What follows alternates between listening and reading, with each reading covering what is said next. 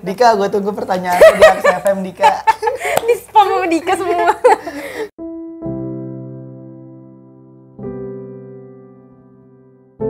What's up guys? Halo. Halo semuanya, apa kabar? Baik. Asia juga HP baru tuh, bebannya ada 4. Kalah iPhone.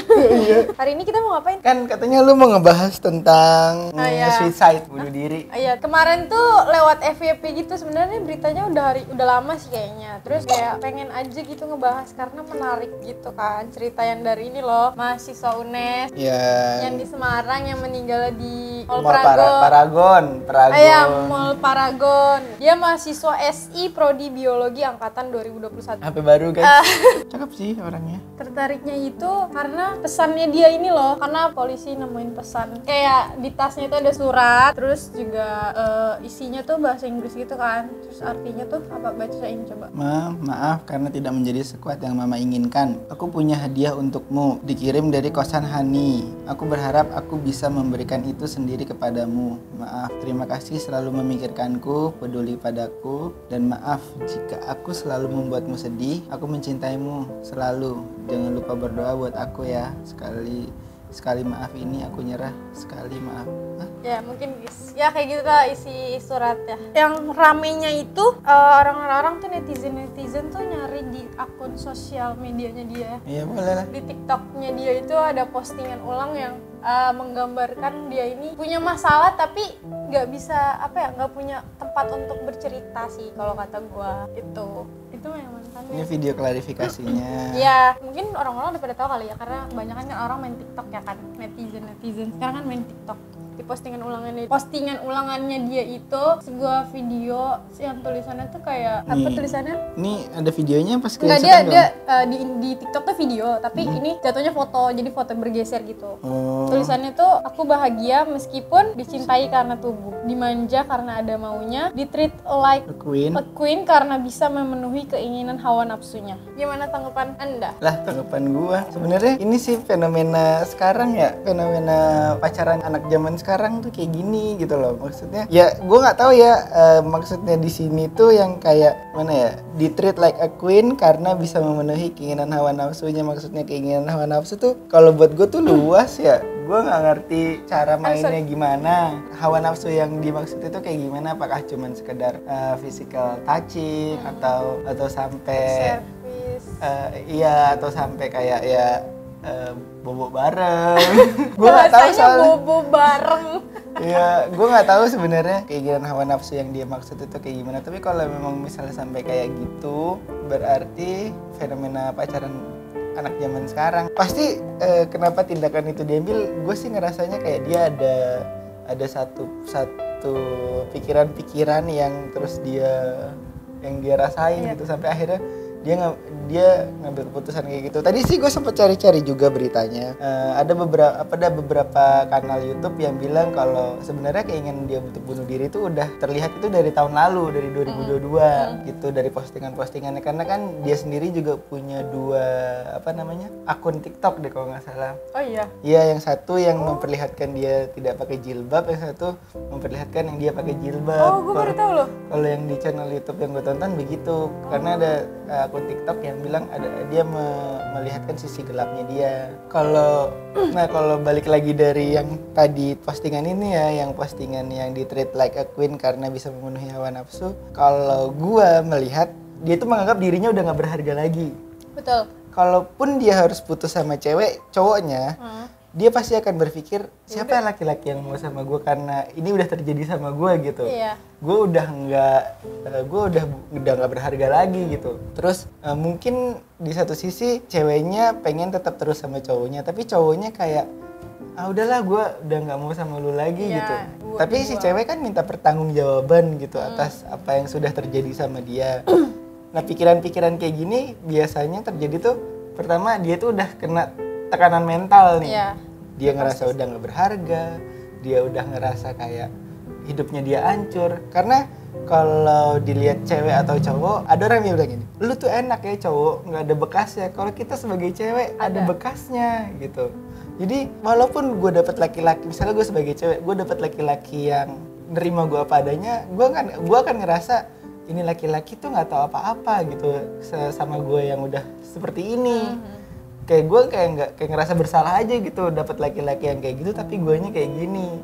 Nah, biasanya cewek tuh pikirannya kayak gitu dan dia nggak punya tempat untuk mengeluarkan apa yang jadi keresahan dia. Udah kalau dari saat ini dia dapat tekanan mental. Gue sempat nyari juga sih kalau dia juga lahir dari keluarga yang broken home, tapi dia tinggal sendiri karena kan dia kuliah mungkin ya di Semarang. Terus juga sebenarnya tuh dia bekerja di tempat ibunya, ibu temennya atau ibunya dia gitu. Emang dia tuh udah kelihatan dari akhir-akhir itu tuh dia udah kelihatan dia sering bengong, dia sering kayak menyendiri gitu, dia sering ngerokok tuh sehari bisa berapa kotak apa sih bilangnya, berapa bungkus lah gitu ya kan. Terus kayak bener-bener udah bebannya tuh udah berat banget gitu kalau dilihat-lihat. Terus juga di kantornya itu dia sempat mau ngelakuin bunuh diri juga. Jadi kayak dia ngeliat ke bawah mulu gitu kan. Emang yang orang lihat dia itu kayak ini orang mau ngapain gitu kan. Pasti kan kok ngapain sih istilahnya kalau orang waras kan nggak mungkin dong lihat pandangan ke bawah tuh kayak gitu. Sebenarnya sebaiknya sih kita udah tutup kasusnya, semoga almarhumah itu tenang di sana, dapat tempat yang terindah. Apapun yang dilakuin sekarang ini ya udahlah mungkin itu jalan yang terbaik buat dia juga, walaupun sebenarnya sih nggak boleh ya ngelakuin itu. Sebenarnya bunuh diri itu bukan solusi dari semua masalah yang udah terjadi. Tapi ya kita doakan semoga almarhumah dapat tempat yang terbaik di sisinya. Sebenarnya kita tuh mau ngangkat tema tentang kasus bunuh dirinya karena di Indonesia bunuh diri ini tuh kayak lagi marak banget. Waktu itu juga sempat ada anak SD kan, kelas 6 SD lompat dari lantai 4 juga. Terus sebenarnya kalau lu searching di Google, di YouTube gitu, kasus bunuh diri sebenarnya dalam kurun waktu berapa nih? Ini bulan apa sih? Oktober ya? 10 bulan ini tuh ada beberapa banyak kasus bunuh diri yang kayak ada di rumah kos, yang di mana? Di mall, di sekolah. Banyak kasus bunuh diri yang terjadi. Itu fenomena ini tiba-tiba Kemenkes bilang kita itu darurat kesehatan mental. Ya sebenarnya gue pernah bilang juga di podcast gue di Spotify. Kan gue suka bikin podcast juga di Spotify. Kita tuh emang nggak peduli sama kesehatan mental, nggak peduli banget. Bahkan sampai gue pernah bilang juga kalau gue tuh nggak percaya sama orang, jadi gue nggak bisa menceritakan apa masalah gue ke orang lain. Gue dengan sangat sadar, gue dengan sangat meyakini bahwa gue harus ke psikolog. Gue udah menjalani beberapa kali ke psikolog. Mungkin buat orang yang nggak tahu, yang orang-orang dekat gue nggak tahu kalau gue tuh pernah ke psikolog. Gue pernah ke psikolog. Gue menceritakan beberapa hal yang terjadi sama hidup gue sampai gue akhirnya harus menyelesaikan itu gitu. Karena ketika gue terus mikirin itu sendiri, yang ada di pikiran gue itu cuma satu. Gue tuh pengen gue tuh nggak mau nyakitin diri gue sendiri, tapi gue tuh pengen nyakitin orang lain. Serius, itu yang terjadi sama gue waktu itu.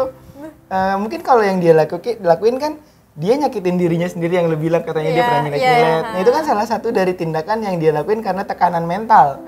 Nah, tekanan mental yang gue alamin, gue nggak mau nyakitin diri gue sendiri, tapi gue pengen nyakitin orang lain. Itu yang terjadi.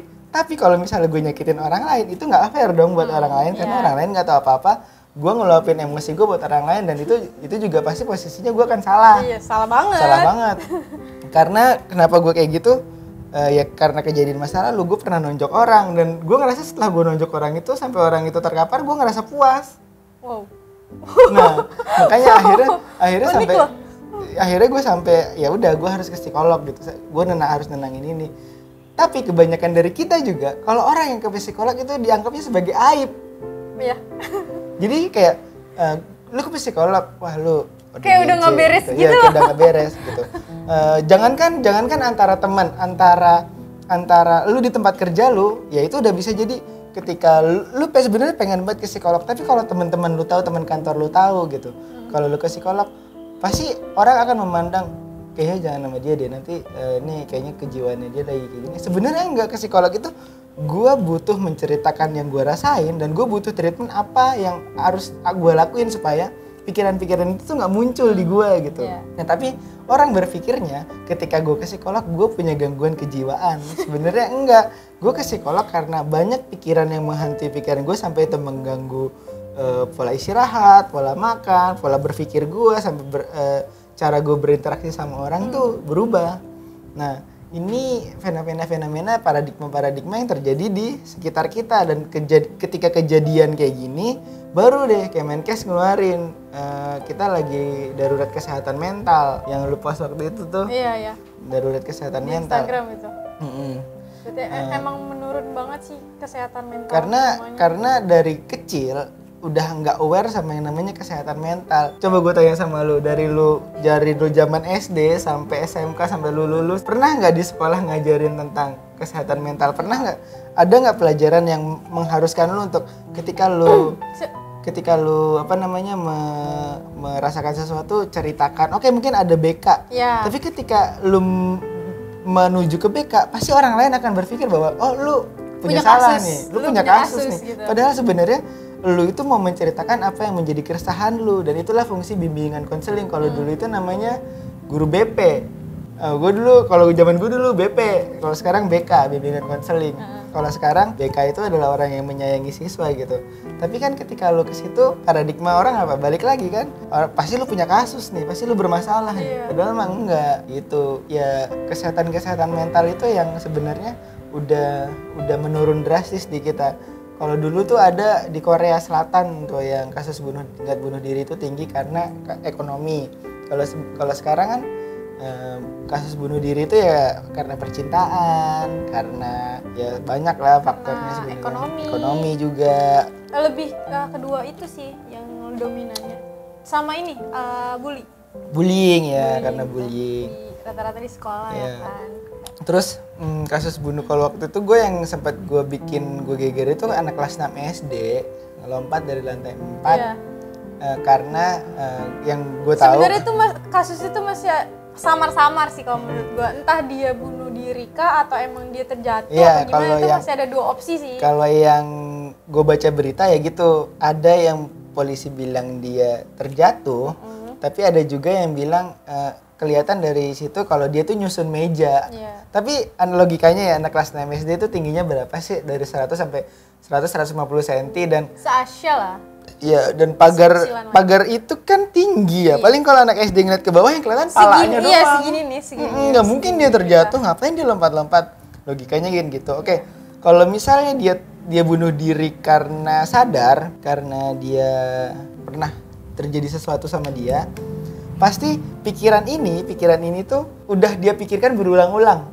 Dia tuh kayak gue harus ngelakuin kayak gini. Pasti ada proses yang terjadi sampai akhirnya kenapa dia harus bunuh diri. Nah, itu tuh ada penumpukan tekanan dan akhirnya ya udah gue bunuh diri deh. Sama aja kalau analoginya kayak gini. Gue niup balon gue tiup terus balonnya pasti pecah kan? Sama kayak gitu.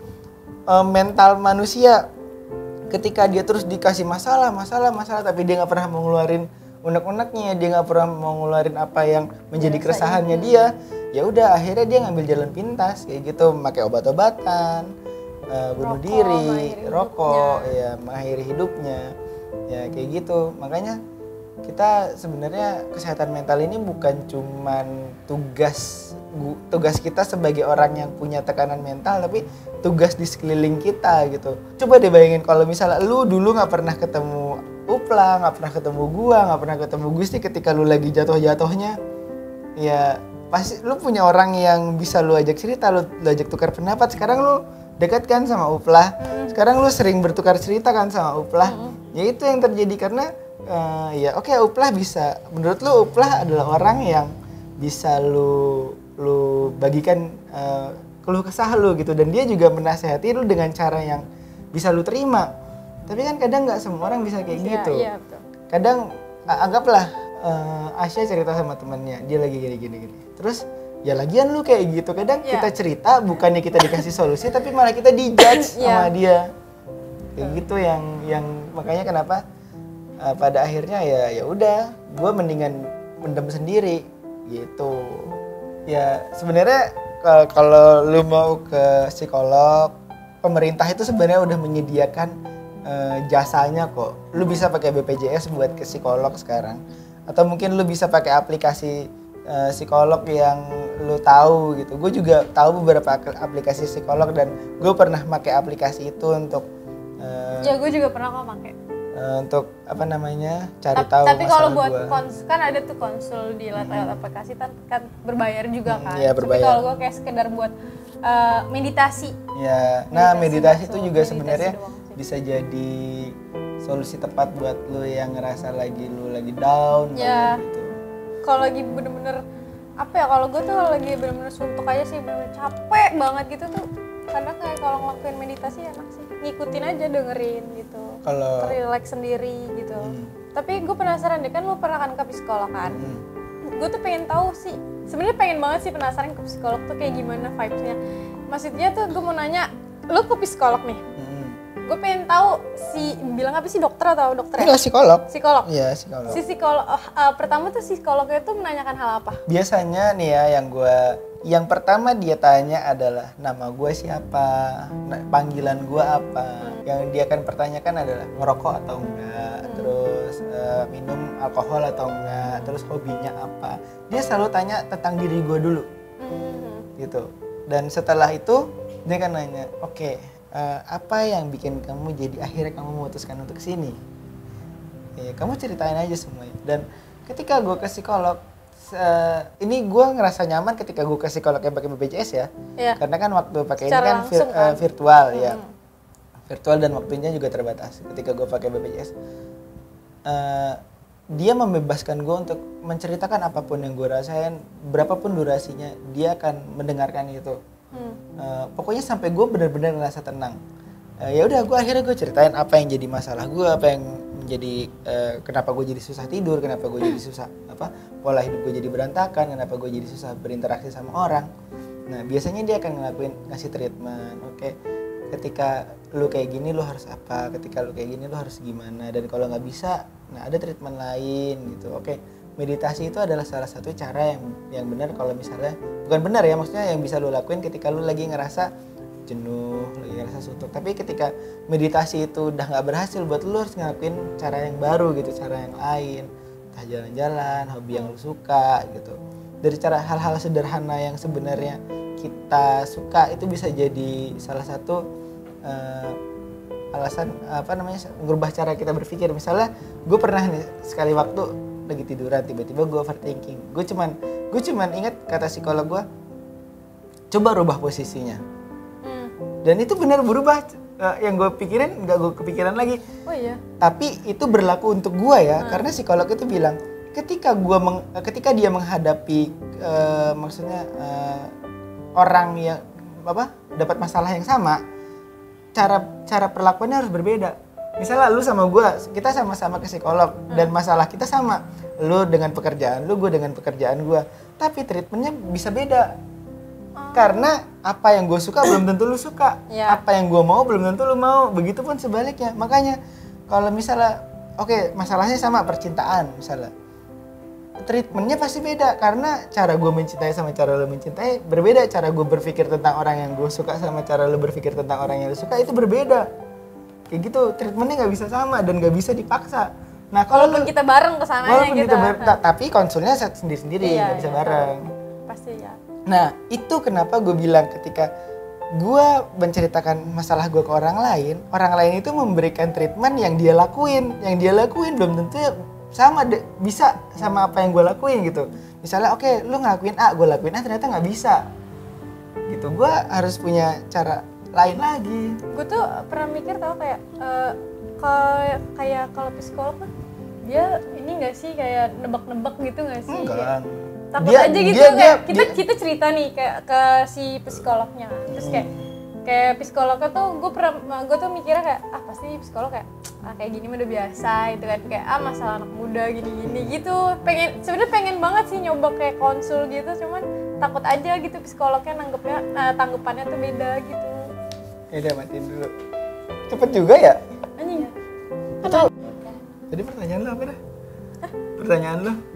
Oh iya, lu overthinking kalau psikolog itu? Iya, overthinking psikolog itu udah ngejudge lu duluan. Iya gitu. Kayak ibarat kan dia kan pasti kan banyak dong pasien-pasien lain, jadi kayak pasti udah biasa lah permasalahan kayak gini gitu. Selalu mikirnya sih kayak gitu aja, padahal kan nggak semuanya sih. Pasti. Makanya sebenarnya dulu banget ketika gua belum lulus SMK, gue tuh pengen banget ngambil jurusan psikolog sebenarnya. Tapi karena satu dan lain hal, karena orang tua gue pengennya gue punya sarjana komputer, ya udah. Dan gue juga dulu itu masih labil, gue mau psikolog atau broadcast, atau dulu tuh nggak punya pikiran untuk masuk sistem informasi sebenarnya, gue pengen psikolog. Dan sampai buku-buku yang gue punya sekarang itu juga tentang buku-buku self improvement gitu, buku-buku tentang pengembangan diri, buku-buku tentang kejiwaan gitu, itu yang gue baca. Ya gue juga baru-baru memberanikan diri untuk ke psikolog ya beberapa tahun ini aja sih, setelah pandemi. Sebelum-sebelumnya mah nggak pernah. Sebelum-sebelumnya itu yang gue lakuin adalah, ya mungkin ini kalau gue tarik ke belakang persis sama apa yang gue mau waktu sebelum gue ke psikolog yang kedua kalinya ya. Ketika main basket itu adalah sarana buat gue untuk ngeluapin semua emosi gue. Gue bisa nyikut orang, gue bisa teriak sekencang sesuka hati gitu. Nah jadi ketika abis gue main basket ya udah gue kayak jadi orang yang baru aja, nggak pernah kenapa-napa gitu. Makanya kalau orang bilang gue kayaknya hidup lo enak deh, nggak pernah ada masalah gitu. Ya gue punya tempat untuk dimana gue bisa meluapkan semua amarah gue yang udah gue kumpulin selama 2 hari, 3 hari, 4 hari, 5 hari, dan ya udah itu. Nah ketika pas pandemi, terus udah sekarang kan ya pas pandemi otomatis gue udah gak bisa main basket lagi. Ketika sekarang gue mau main basket ya teman-teman gue udah pada sibuk dengan urusannya masing-masing. Ketika gue bisa main ya gue nggak bisa main se-emosional dulu, se-meledak dulu, karena satu gue nggak mau malah ngerusak pertemanan gue. Kedua gue nggak mau bikin teman gue cedera. Ketiga gue nggak mau bikin diri gue sendiri cedera. Jadi ya udah main cuma sekedar fun aja, sebenarnya sekedar ketawa, ngobrol sama teman gitu. Nah, kalau lu berpikir bahwa apakah ke psikolog itu dia akan menjudge, oh kamu kayak gini. Psikolog itu bukan orang awam yang ketika lu cerita A, dia akan langsung menjustifikasi bahwa lu itu B gitu. Psikolog itu ada ilmunya, dia mempelajari sesuatu, dia mempelajari cara kita berbicara, dia mempelajari masalah kita, dia mempelajari oh yang kamu rasain itu sebenarnya ini gitu. Kamu tuh sebenarnya gini. Sebenarnya secara tidak langsung, lu mempertanyakan sesuatu ke Uplah dan Uplah itu menjawab, itu adalah cara dia mendefinisikan diri lu, dan itulah yang psikolog lakukan sebenarnya. Tapi psikolog punya ilmunya lagi, ilmunya itu nggak murah gitu. Jadi kalau lu overthinking kalau nanti gini, psikolog itu nggak kayak gitu. Cara berpikir dia tuh nggak kayak gitu. Psikolog itu adalah orang yang harus bisa menyayangi pasiennya. Kalau gue ngelihatnya kayak gitu ya. Dia harus bisa mengerti pasiennya itu seperti apa gitu. Dia nggak, kalau misalnya lu ke psikolog aja lu udah dijustifikasi kayak gitu ya, nggak akan laku psikolog di Indonesia. Kita pergi ke psikolog aja orang lain udah menjudge bahwa itu sebagai aib gitu. Apalagi kita overthinking bahwa psikolog itu langsung kayak gitu. Enggak, kok psikolog itu nggak kayak yang lu bayangin sebenarnya. Dan penasaran sih. Malah gue tuh sebenarnya pengen ya. Ini karena gue sebagai pendidik gitu di sekolah. Karena sekarang menganut sistem kurikulum merdeka. Gue tuh sebenarnya pengen banget di sekolah ada kayak kita tuh dikasih konseling gitu di per kelas gitu. Balik lagi on the topic, nih kayaknya konten kita serius banget dah. Lu kalau udah bersabda nih, seorang AWP bersabda tuh kita hening semua. Sebenarnya ya gue cuma menceritakan apa yang jadi pengalaman gue aja. Tapi sih. seru. Enggak bukan maksud Bang Guru ya. Cuman kan karena gue udah, sebenarnya kasus-kasus kayak gini itu terjadi karena sebenarnya ya dia nggak punya tempat yang bisa dia percaya untuk dia mengeluarkan semua masalahnya. Sebenarnya yang tadi dia bilang gitu, kalau misalnya dia di-treat like a queen karena bisa memuasai hawa nafsu, ketika dia udah memuasai hawa nafsu. Ngomong apa tadi? Iya. Gue jadi inget sih, itu sialan si Irsyad. Akhirnya ujungnya tuh kayak gak kedengeran anjir. Di-treat like a queen karena bisa memenuhi hawa nafsu. Ketika dia udah nggak sama udah nggak sama cowoknya lagi, kalau dia punya tempat yang tepat untuk dia menceritakan itu, ya mungkin ini nggak akan terjadi gitu. Kan, tapi di videonya sih ada mantannya sih yang klarifikasi. Ternyata kalau dia udah putus selama 6 bulan yang lalu.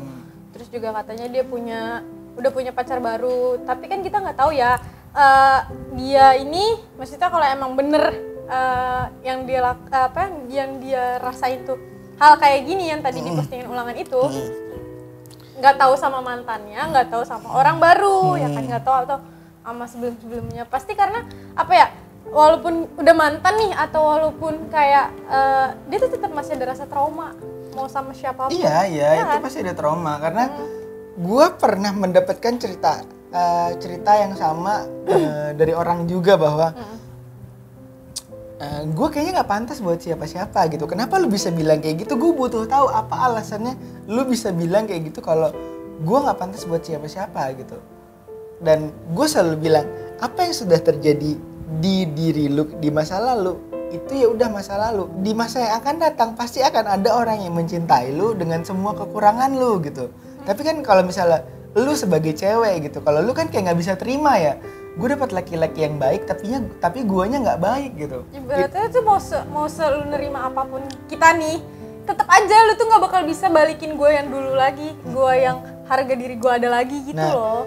Itu karena itu terjadi karena lu udah ngerasa diri lu tuh udah nggak berharga. Lu tuh nggak kayak gitu sebenarnya, lu tuh berharga sebenarnya.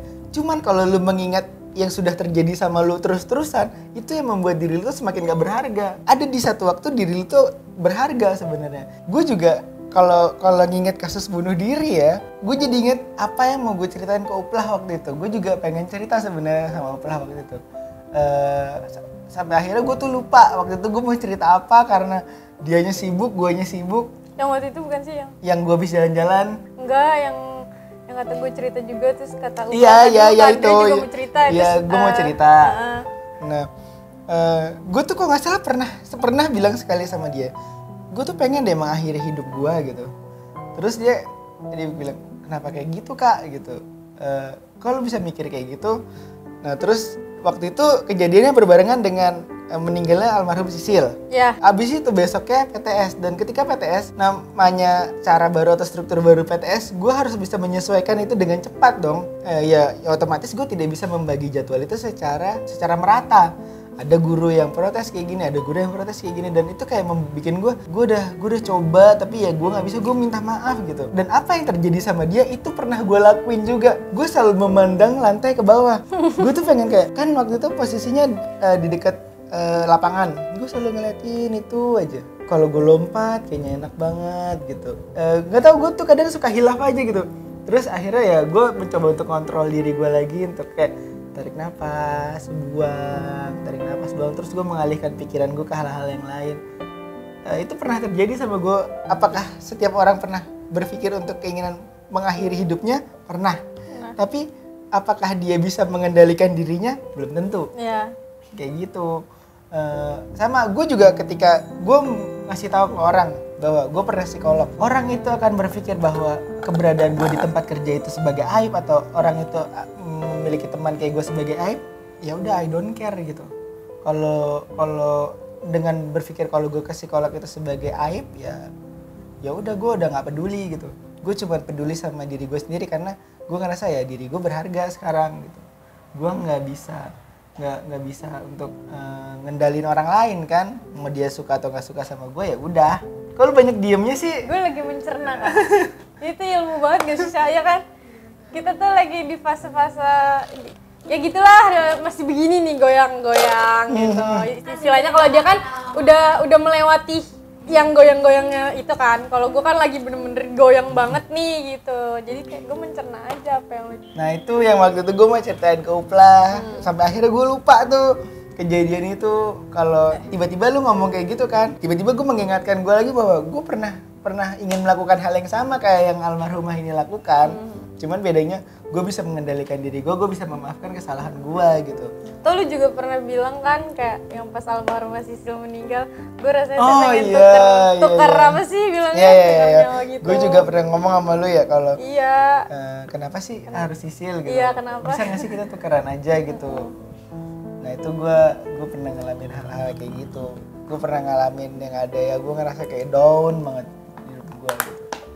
Nah dan suatu ketika itu lupa gitu aja karena gue bisa mengalihkan pikiran gue gitu. Gue bisa menceritakan masalah gue di tempat yang sama, di tempat yang tepat gitu. Kalau misalnya gue coba ceritain ke orang lain, pasti anjing lemah banget sih lu gitu. Iya. Ya gitu kan, padahal kita tuh sebenarnya butuh solusi, bukan butuh dijudge. Iya. Kayak ibaratnya ya udah, gue tuh nggak butuh kata-kata ya udahlah jalani namanya hidup, gue nggak butuh itu anjir. Kayak ya udah, kita cerita tuh butuh cari ketenangan, cari solusi. Iya, kita butuh solusi. Dapat omongan yang bukannya kayak kita kayak nambah ya udahlah jalanin gitu. aja. Itu bukan aja jalan namanya hidup. keluar. Kesannya tuh kayak kalau orang yang ngomong gitu ya, kesannya tuh hidup dia lebih berat dari kita. Gitu. Ya nggak sih? Gue tuh kadang gedek aja gitu kalau ada orang ya udahlah jalanin aja. Masih ada tahu orang di bawah lu kayak gini. Iya, kita tahu. Maksudnya kita nggak melupakan hal itu, tapi kita cuma pengen tahu apa, ditenangin gitu, di solusinya gimana gitu. Tapi kalau misalnya cerita gitu tuh kadang apa sih, kita juga pengen ngasih tahu saran gitu tapi susah. Iya sih, rata-rata orangnya gitu, beda-beda sih. Sebenarnya intinya kalau kayak gitu tuh, Syah, ini aja banyakin. Sebenarnya kita tuh butuh baca buku.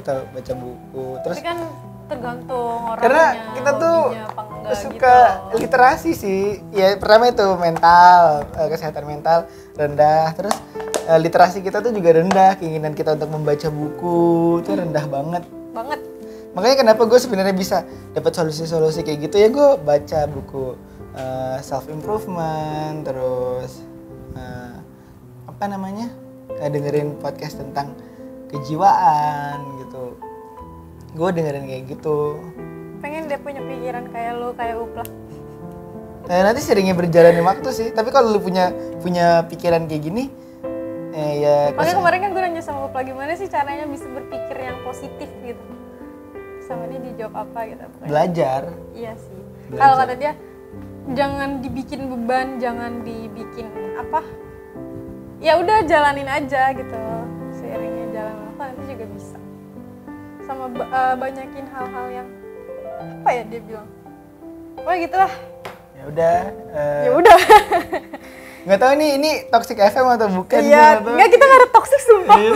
Ini bukan, sebenarnya tetap Toxic FM, cuman kita nggak ada toxic sama sekali. Kita mau sebenarnya dengan apa yang kita omongin sekarang, semoga membuka pikiran kalian tentang kesehatan mental, tentang bahwa jangan malu untuk menceritakan itu ke psikolog, ataupun kalau misalnya orang tua lu atau nyokap atau bokap lu bisa memberikan solusi untuk itu, ya udah ceritakan itu gitu. Jangan beranggapan kalau bahwa lu pergi ke psikolog itu sebagai aib sih sebenarnya sekarang. Lu tuh sebenarnya butuh itu. Cuman lingkungan aja yang nggak mendukung lu.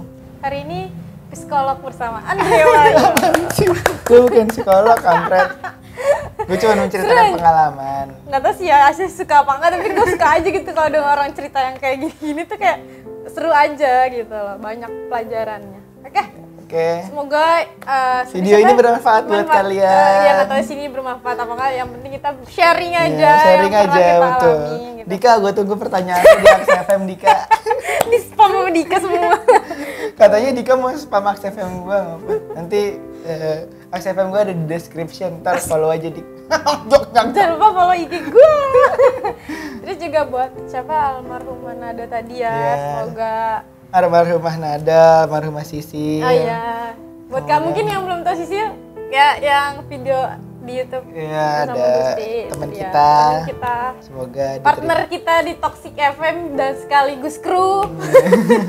Kita kehilangan banget sih. Semoga diterima di sisinya. Amin. Ya itu aja sih untuk Toxic hari ini. Sampai jumpa di video selanjutnya. Bye bye.